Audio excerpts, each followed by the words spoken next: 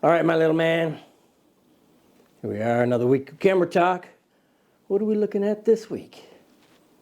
Well, it's a manufacturer we all know and love, full of vintage lenses. How about the FD? FD what? The FD 135 2.5. 2.5. Do you think that's pretty fast? No. You think it's faster? I know there is faster out there, but hey.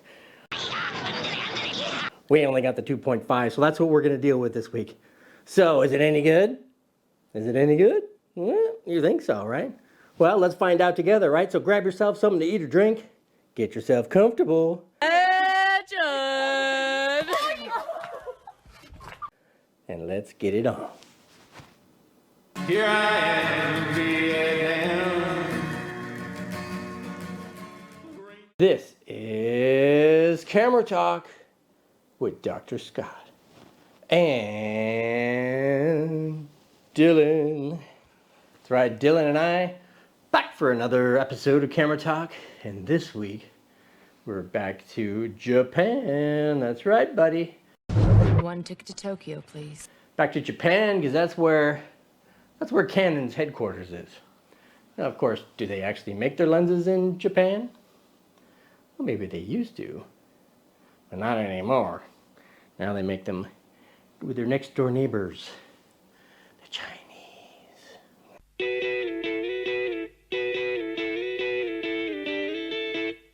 That's right. So this week, though, we're looking at a vintage lens, and this is from the FD line, which was introduced in 1971. This particular one is the 135 2.5, and it was introduced in 1973. Daddy was just a wee lad then, older than you, but still just a wee lad. Oh, what was going on at that time?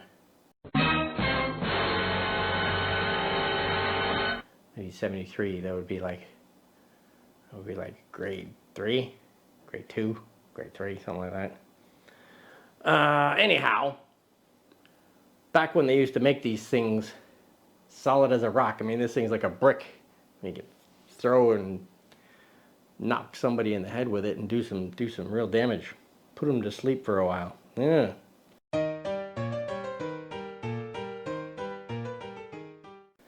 So anyway, this lens has a pretty good reputation. I mean, it's relatively simple. It's not overly complex. You know, it's a spectra coating. Now, I know you want to get your fingerprints on there, don't you? Little rat bastard. But spectra coating, now of course you've probably heard of super spectra coating, the SSC. Well, this is just a regular SC, even though it doesn't even say it on here. But I just know it is. And spectra coating is just single coating on here. It's not like the super spectra, which is multi-coating. So it has its character, let's say. Some people might call that as a downside, but it's got its character. Do you know what character is? No? What do you, like, live under a rock or something?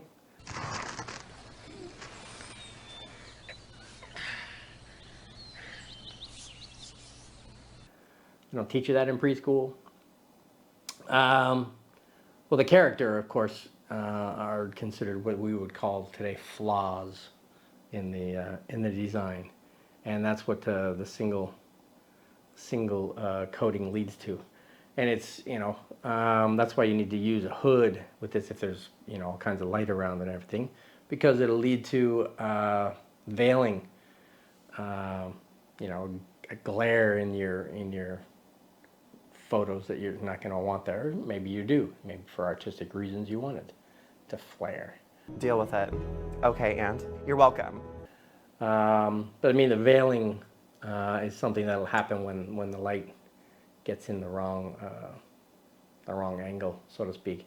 And also, if that happens too, you're going to lose contrast, and you're going to have kind of washed out images. So use a hood, an ND filter, you know, whatever you can to block the light. Put those sunglasses on your lens. That's right.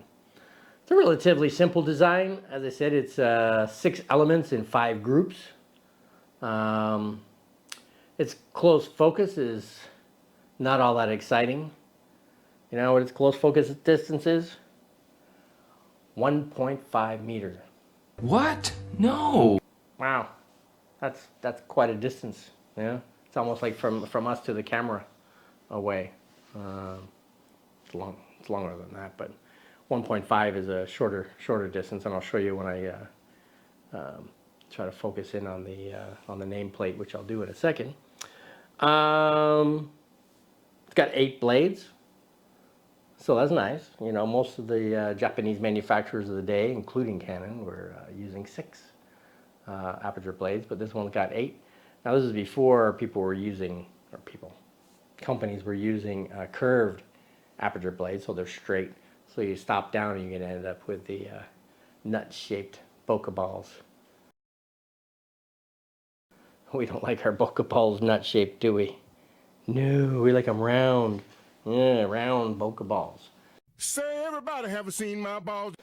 And as I said, it's heavy, 630 grams. I mean, this is like a Noc Deluxe kind of weight to it. So it's all glass and metal, not like the new FD, which is plasticky. So it's very light and a lot lighter than this. But if you want something that's going to last a lifetime, and maybe even his lifetime and whatnot, the regular FD line is going to resolve that for you. So its focal range is or the aperture range, I should say, is 2.5 all the way to f22. And I wouldn't say in today's market.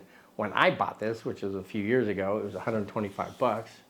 So, you know, these are not so pricey.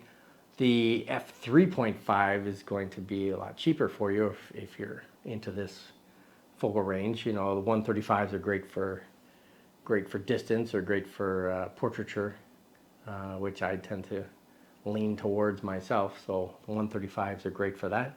Now they have an f2, but that's the new FD as an f2, and it's bigger and much more pricey in that regard. So one of the other things that, you know, that light and this focal length and the simple optic formula tends to result in is chromatic aberrations, and also with the color fringing with the purple and green color fringing, that'll happen. Bokeh is okay. In some circumstances, it's great. In others, it's not so much. It can be a little distracting. It's got some rough transition area from subject, you know, going back. Can be some kind of rough edges around there. But Canon worked hard at eliminating any kind of distortions or vignetting or anything like that. So overall, I mean, it's a pretty decent 135. I have a number of 135s, and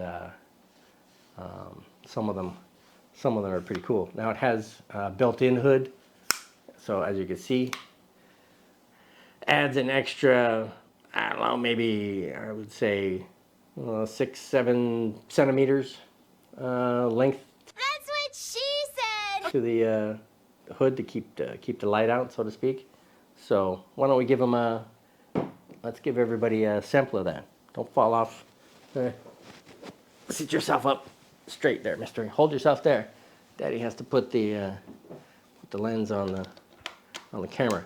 Now I'm using my Sony a7R II as the body. So I have an FD to NEX adapter on there. Now one of the things with FDs is, you know, the mount can be a little fiddly. Stop playing with yourself. So if you're going to go down the FD road, so to speak, you should just get adapters for each one of your FD lenses, and once you've fiddled them on there and got them locked in, just leave them on there and away you go. That way you won't have to worry about it.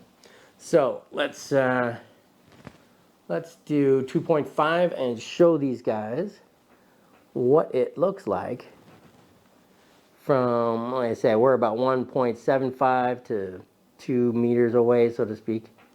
All right, so this is at 2.5. Ready? 1, 2, 3. All right, let's do 5.6 just to show them. You know, it's one thing I didn't mention yet, but sharpness goes, as far as sharpness goes, 2.5 is pretty good. Wide open, it's pretty sharp. Sweet spot is f4, but you know, I usually pick 5.6, so let's stick with what I usually do, and we'll do 5.6 for you to show you what that looks like. That's pretty good right there. All right, so 1, 2, 3. All right, so that was f2.5 and 5.6. So that's, you know, and again, because of the weight of it, something you're probably not going to want to be lugging around with you, you know, all day, every day, so to speak. But, Like big butts and I cannot lie. you know, again, if you're doing some portraiture and whatnot, you're probably going to be using a tripod or something anyway, so it really wouldn't matter. But if it's short term or whatnot, hey, go with it. Now, if you're using APS-C, you know, remember there's the crop factor for Canon 1.6, for Sony and everybody else it's 1.5, and then micro four thirds is ×2. So this can, you know, on my, like my Lumix there is a micro four thirds, and you know, this could be 270 millimeter lens, so you can get the extended reach on that kind of thing. But anyhow, how about we get some photos of Dylan? Want some photos of Dylan? Want some photos of Dylan? Yeah? Yes, you do. Don't lie. Don't lie. You're a little diva. You love photos of Dylan, right? So here's Dylan at 2.5.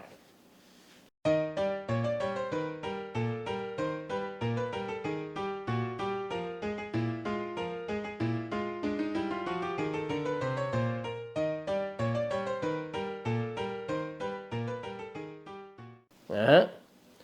Aren't you a handsome little devil, huh? And how about Dylan at 5.6?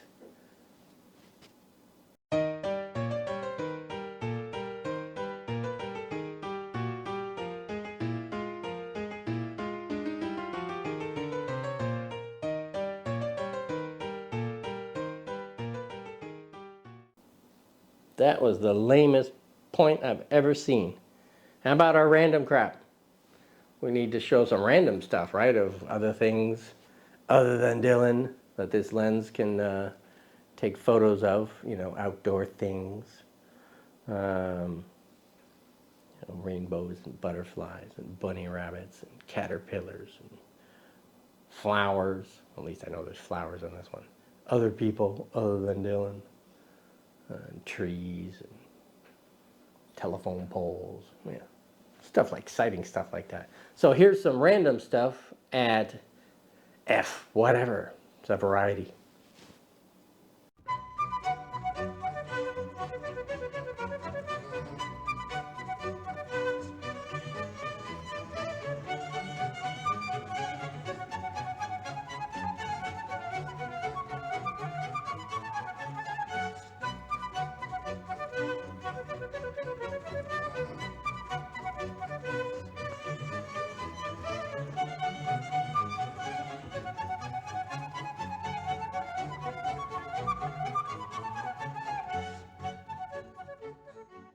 Okay, so that was our random stuff. What do you think? Think it looks good? Do you think it looks good? Yes, you do. You're such a sow. Wah!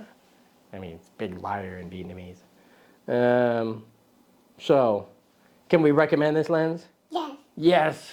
Yes! Dylan thinks it's a good enough lens to recommend. So if you're in the market for a 135, Canon's FD 135, 2.5 is a good option. If you're looking for the more budget version, 3.5 is also very good, very sharp and whatnot as well, and much more economical. Because here, at Modesty Photography, we tend to look at things that are budget-wise, but budget-friendly, as they say. We talk about tips and tricks and vintage lenses and camera systems and all kinds of stuff. And are we modest? No, we're not very modest. You're a show-off. You're a show-off, Mr. Just like Bart Simpson.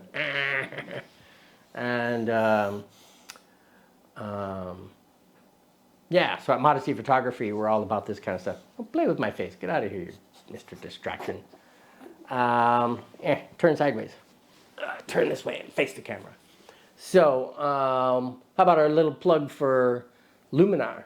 It's our photo editing software, and that's what I use to edit my photos. So it's Luminar, Luminar AI, Luminar Neo. What does AI stand for, mister? Huh? No, or I don't know. AI means no. You, I don't know how many weeks we have to go by. You still don't know what AI means. Artificial intelligence. Not like that real intelligence that you're lacking, mister. I'm sorry, Dave. I'm afraid I can't do that. So, why should everybody get Luminar? Well, Luminar Neo is their latest greatest. It's a mix of Luminar 4 and Luminar AI. And it's very economical compared to some of the other big players out there on the market. And speaking of those other big players, Luminar is actually a plugin for the other ones out there. So you can use it in tandem with those guys, or use it as I do, as a standalone. It's very designed for us lazy people, right? What are you pointing at over there? Your little side comments. I see. Talking behind my back again. Look at you, my pretty. So yeah, it's a one-stop shop. Great for lazy people. Lots of clicks. It has like background AI, background removal. It has spot dust removal. Has power line removal. Now all these things, you just click on the button and the software analyzes your photos and removes these things for you. So you don't have to brush over the spots or brush out the power lines. It does it for you. It can recognize what they are and off they go. So that's pretty cool, right? Other than that, I think that was pretty much it. If you want a discount on it, as I told you, it's economical. But if you click below in the description, there's a link. You get $10 off if you decide to buy a copy of Luminar. You get a $10 discount. And where does that $10 discount go? No. Yeah, Luminar gives it to us. Get the fuck out of here. Because we're advertising it for them. We're trying to sell it to you. So they give it to us. So what do they call that in the business? They call that kickback. Everybody loves kickback, right? Yeah! Kickback. And what is Dylan going to do with his $10? Are you going to save it until you have $1 million? $1 million. Are you going to share it with Daddy? No. No. Are you going to share it with Mommy? No. No? You're just going to keep it to yourself? You little greedy bastard. Yeah? Well, that's okay. We all dare to dream.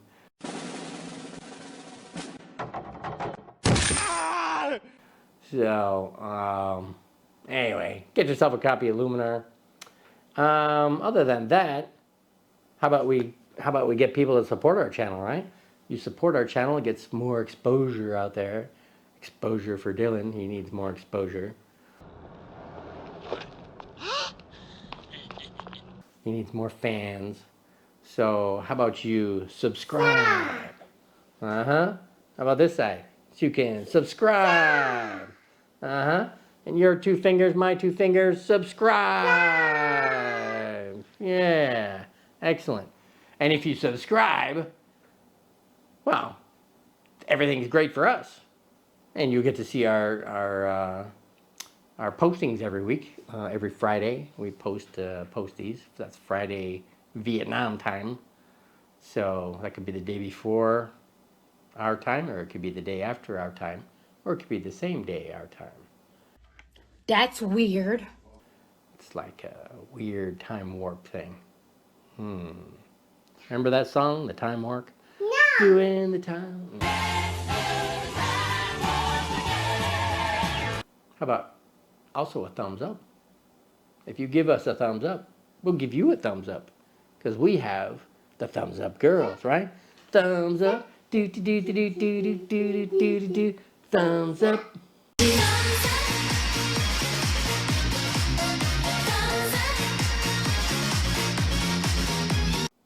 All right.